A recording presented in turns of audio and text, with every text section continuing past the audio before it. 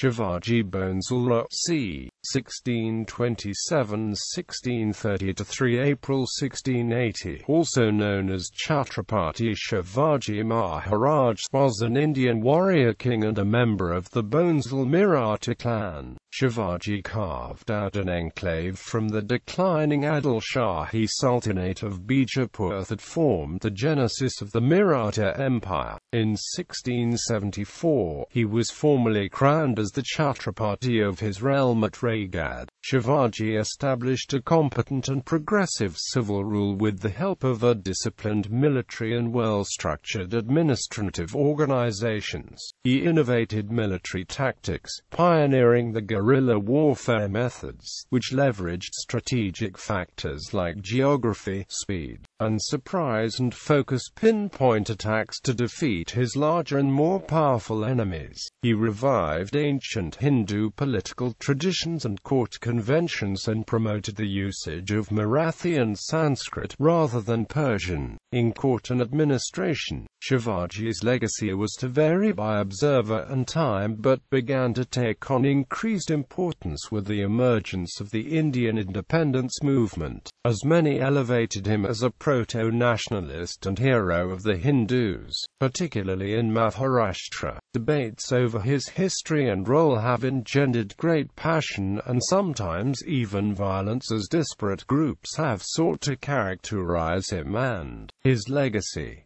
Early life. Shivaji was born in the hill fort of Shivneri, near the city of Una in Pune district on 6 April 1627 of the 19th of February, 1630. The government of Maharashtra accepts the 19th of February 1630 as his birth date. Other suggested dates include the 6th of April 1627 or other dates near this day. Per legend, his mother named him Shivaji in honor of the goddess Shivaji, to whom she had prayed for a healthy child. Shivaji was named after this local deity. Shivaji's father Shivaji Bhonsle was a Maratha general who served the Deccan sultanates. His mother was Jijabai, the daughter of Lakhuji Rao Jadhav of Sindhgad. At the time of Shivaji's birth, the power in Deccan was shared by three Islamic sultanates, Bijapur, Ahmednagar, and Golconda. Shivaji often changed his loyalty between the Nizam-Shahi of Ahmednagar, the Adilshahi of Bijapur, and the Mughals, but always kept his Jagir at Pune and his small army with him. Upbringing. Shivaji was extremely devoted to his mother Jijabai, who was deeply religious.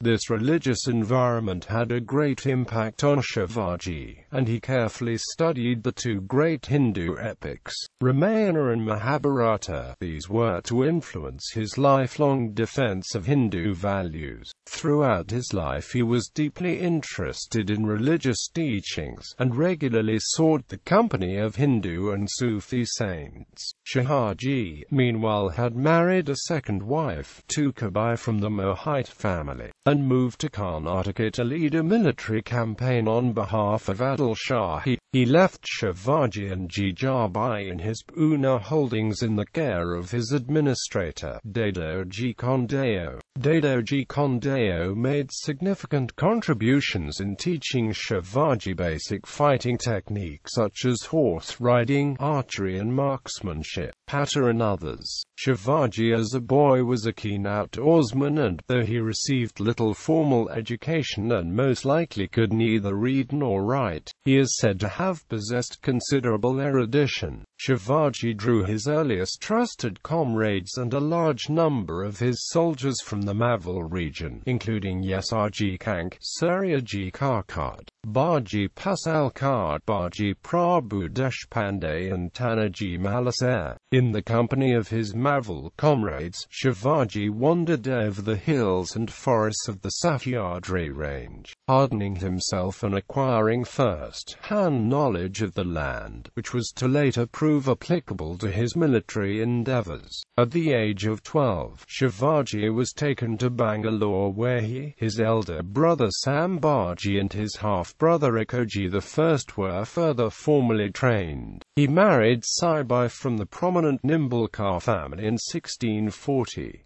Around 1645–46, the teenage Shivaji first expressed his concept for Hindavi Swarajya in a letter to Dadaji Naraz Prabhu.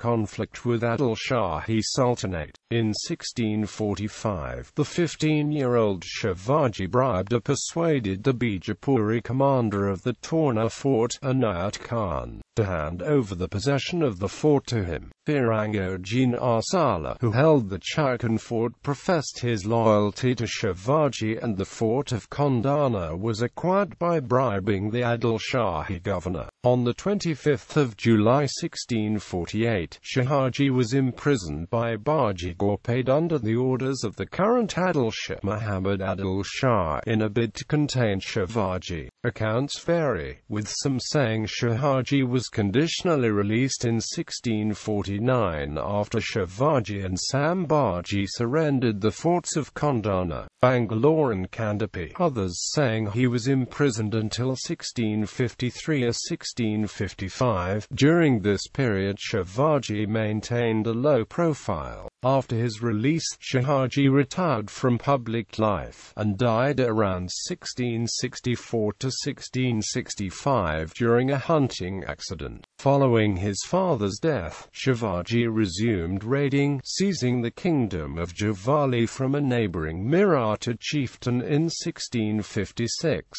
Combat with Afzal Khan. In 1659, Adilshah sent Afzal Khan, an experienced and veteran general, to destroy Shivaji in an effort to put down what he saw as a regional revolt. The two met in a hut at the foothills of Pratapgarh Fort on the 10th of November 1659. Their arrangements had dictated that each come armed only with a sword, and attended by a follower. Shivaji, either suspecting Afzal Khan would attack him or secretly planning to attack, wore armor beneath his clothes, concealed a bagnak on his left arm, and had a dagger in his right hand. Accounts vary on whether Shivaji or Afzal Khan struck the first blow. The Maratha chronicles accuse Afzal Khan of treachery, while the Persian language chronicles attribute the treachery to Shivaji. In the fight, Afzal Khan's dagger was stopped by Shivaji's armor, and Shivaji's weapons inflicted mortal wounds on the general. Shivaji then signaled his hidden troops to launch the assault on the Bijapuris. Battle of Pratapgarh. In the ensuing Battle of Pratapgarh fought on the 10th of November 1659, Shivaji's forces decisively defeated the Bijapur Sultanate's forces. The agile Maratha infantry and cavalry inflicted rapid strikes on Bijapuri units, attacked the Bijapuri cavalry before it was prepared for battle, and pursued retreating troops toward Wai. More than 3,000 soldiers of the Bijapur army were killed and 2 sons of Afzal Khan were taken as prisoners. This unexpected and unlikely victory made Shivaji a hero of Maratha folklore and a legendary figure among his people. The large quantities of captured weapons, horses, armor and other materials helped to strengthen the nascent and emerging Maratha army. The Mughal Emperor Aurangzeb now identified Shivaji as a major threat to the mighty Mughal Empire. Soon thereafter Shivaji, Shahaji and Netaji Palkar decided to attack and defeat the Adilshahi kingdom at Bijapur. Battle of Kolhapur to counter the loss at Pratapgarh and to defeat the newly emerging Maratha power. Another army, this time numbering over 10,000, was sent against Shivaji, commanded by Bijapur's Abyssinian general Rustam Zamin. With a cavalry force of 5,000 Marathas, Shivaji attacked them near Kolhapur on the 28th of December 1659.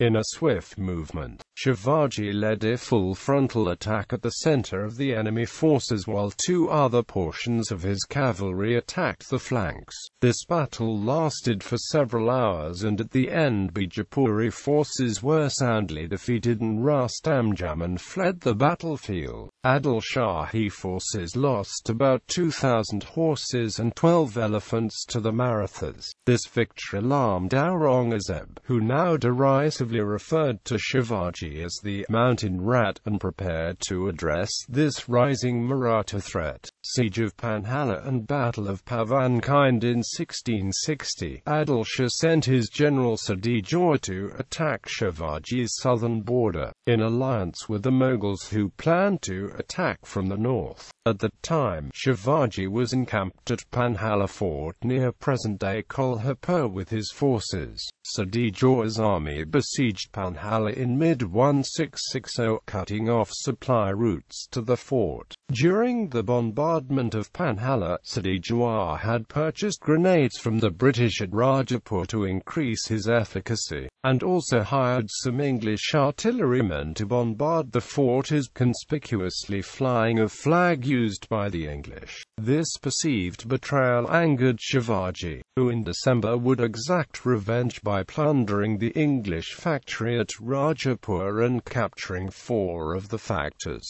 imprisoning them until mid-1663. Accounts vary as to the end of the siege, with some accounts stating that Shivaji escaped from the encircled fort and withdrew to Raigad, following which Ali Adilshahi personally came to take charge of the siege, capturing the fort after 4 months' besiegement. Other accounts state that after months of siege, Shivaji negotiated with Shivaji and handed over the fort on the 22nd of September 1660. Withdrawing to Vishalgarh, Shivaji would later retake Panhala in 1673. There is some dispute over the circumstances of Shivaji's withdrawal and his destination, but the popular story details his night movement to Vishalgarh and a sacrificial rearguard action to allow him to escape. For these accounts, Shivaji withdrew from Panhala by cover of night, and as he was pursued by the enemy cavalry, so his Maratha Sardar Baji Prabhu Deshpande of Bandildeshmukh, along with 300 soldiers, volunteered to fight to the death to hold back the enemy at Chhatrapati to give Shivaji and the rest of the army a chance to reach the safety of the Vishalgarh fort. In the ensuing Battle of Pavankind, the smaller Maratha force held back the larger enemy to buy time for Shivaji to escape.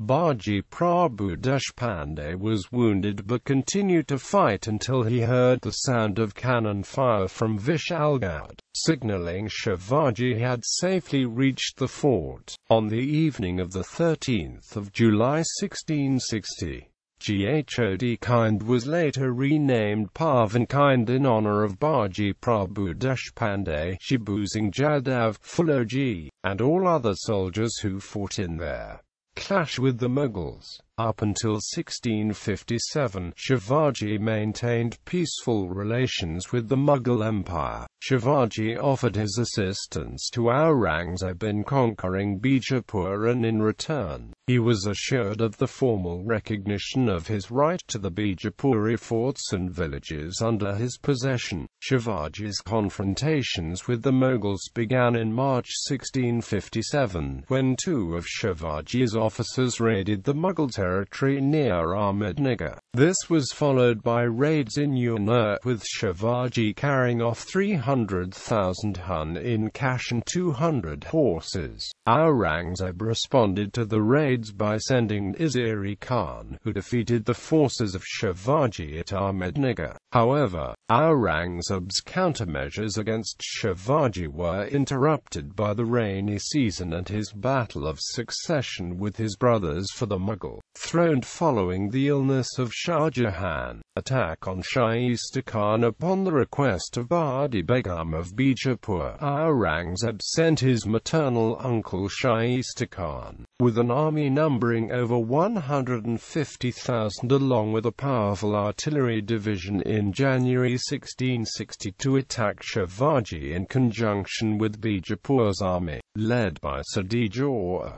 Shaista Khan, with his better equipped and provisioned army of 300,000, seized Pune and the nearby fort of Chakin. besieging it for a month and a half until breaching the walls. Shaista Khan pressed his advantage of having a larger, better provisioned and heavily armed Mughal army and made inroads into some of the Maratha territory, seizing the city of Pune and establishing his residence at Shivaji's palace of Lal Mahal. In April 1663, Shivaji launched a surprise attack on Shaista Khan in Pune. Accounts of the story differ in the popular imagination, but there is some agreement that Shivaji and a band of some 200 followers infiltrated Pune, using a wedding procession as cover. They overcame the palace guards, breached the wall, and entered Shaista Khan's quarters, killing those they found there.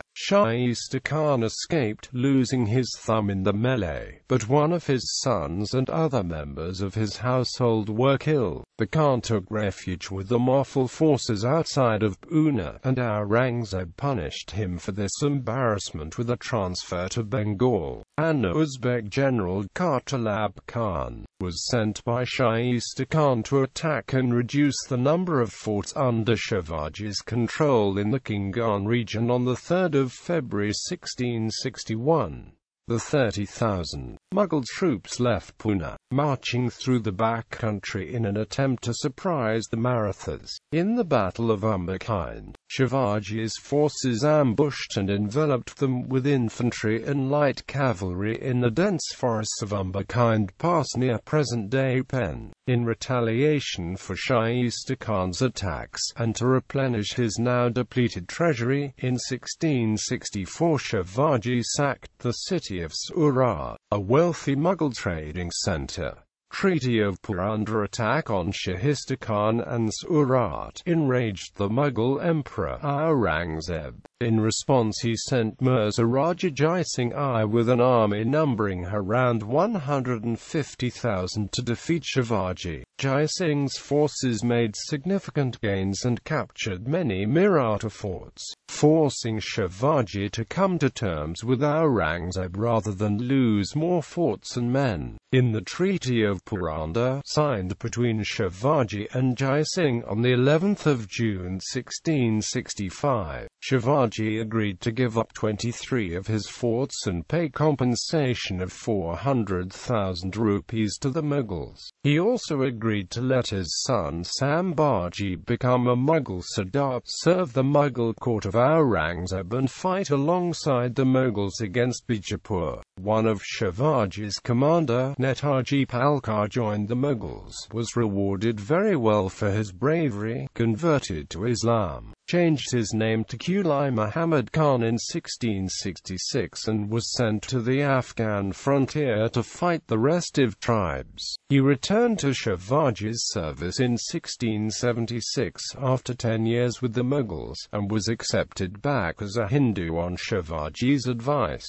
Arrest in Agra and escape in 1666, Aurangzeb invited Shivaji to Agra along with his 9-year-old son Sambhaji. Aurangzeb's plan was to send Shivaji to Kandahar, now in Afghanistan, to consolidate the Mughal Empire's northwestern frontier. However, in the court, on the 12th of May 1666, Aurangzeb made Shivaji stand behind Mansabdars of his court. Shivaji took offense and stormed out of court, and was promptly placed under house arrest under the watch of Farlat Khan, Kotwal of Agra. Shivaji feigned severe illness and requested to send most of his contingent back to the Deccan, thereby ensuring the safety of his army and deceiving Aurangzeb. Thereafter, on his request, he was allowed to send daily shipments of sweets and gifts to saints, fakirs, and temples in Agra as offerings for his health. After several days and weeks of sending out boxes containing sweets,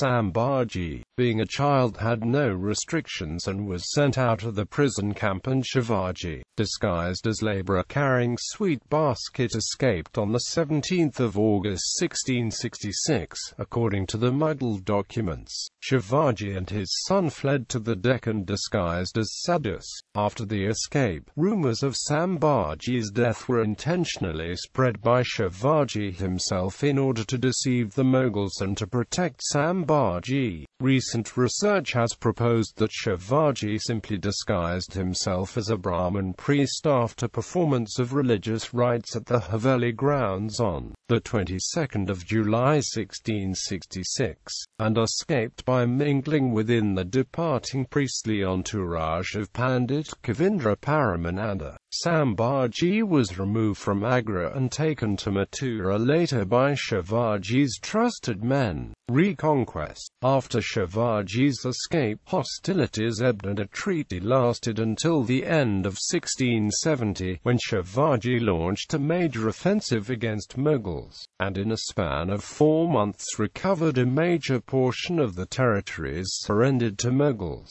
During this phase, Tanaji Malasaya won the fort of Sinhagad in the Battle of Sinhagad on 4 February 1670, dying in the process. Shivaji sacked Surat for second time in 1670. While he was returning from Surat, Mughals under Daud Khan tried to intercept him, but were defeated in the Battle of Varni Dindori near present-day Nashik. Dealings with the English. In October 1670, Shivaji sent his forces to harass the British at Bombay, as they had refused to sell him war material. His forces blocked Bombay's woodcutting parties. In September 1671, Shivaji sent an ambassador to Bombay, again seeking material, this time for the fight against Danda Rajpuri. The British had misgivings of the advantages Shivaji would gain from this conquest, but also did not want to lose any chance of receiving compensation for his looting the factories at Rajapur. The British sent Lieutenant Stephen Ustick to treat with Shivaji, but negotiations failed over the issue of the Rajapur indemnity. Numerous exchanges of envoys followed over the coming years, with some agreement as to the arms issues in 1674, but Shivaji was never to pay the Rajpur indemnity before his death, and the factory that dissolved at the end of 1682.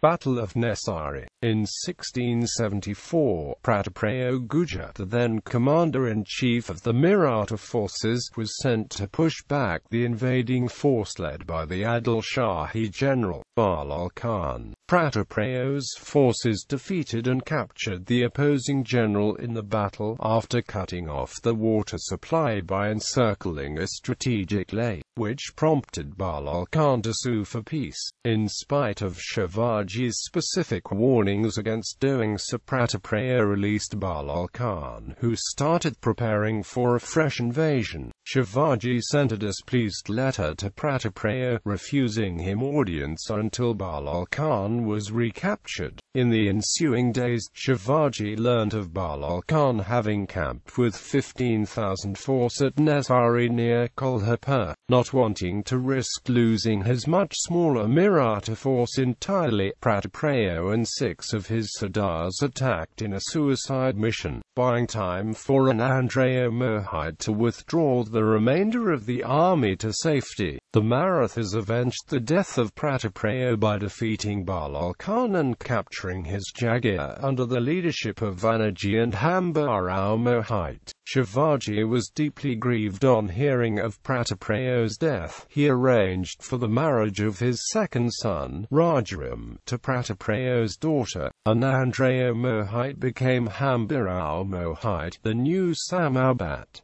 Raigad fort was newly built by Hiroji Indulkar as a capital of nascent Maratha kingdom. Coronation. Shivaji had acquired extensive lands and wealth through his campaigns, but lacking a formal title, he was still technically a Mughal zamindar of the son of an Adilshahi Jagirdar, with no legal basis to rule his de facto domain. A kingly title could address this, and also prevent any challenges by other Maratha leaders, to whom he was technically equal. It would also provide the Hindu Marathas with a fellow Hindu sovereign in a region otherwise ruled by Muslims. Shivaji was crowned king of the Marathas in a lavish ceremony at Raigad on 6 June 1674.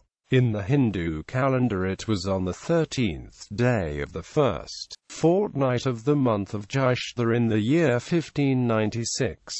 Pandit Gargabhat officiated, holding a gold vessel filled with the 7 sacred waters of the rivers Yamuna, Indus, Ganges, Godavari, Krishna and Kaveri over Shivaji's head, and chanted the coronation mantras. After the ablution, Shivaji bowed before Jijabai and touched her feet. Nearly 50,000 people gathered at Raigad for the ceremonies. Shivaji was bestowed with the sacred thread Janva with the Vedas and was bathed in an abhisheka. Shivaji was entitled Shikharkata and Kshatriya Kulavantas, and Chhatrapati. He also took the title of Haindava Damodhari. His mother Jijabai died on the 18th of June 1674, within a few days of the coronation. Considering this a bad omen, a second coronation was carried out the 24th of September 1674, this time according to the Bengali school of Tantricism and presided over by Niskal Puri. The state as Shivaji founded it was a Maratha kingdom comprising about 4.1% of the subcontinent at the time he died, but over time it was to increase in size and heterogeneity, and by the time of the Peshwas in the early 18th century the Marathas were dominant across the northern and central regions of the Indian subcontinent. Conquest in southern India. Beginning in 1674, the Marathas undertook an aggressive campaign, raiding Khandesh,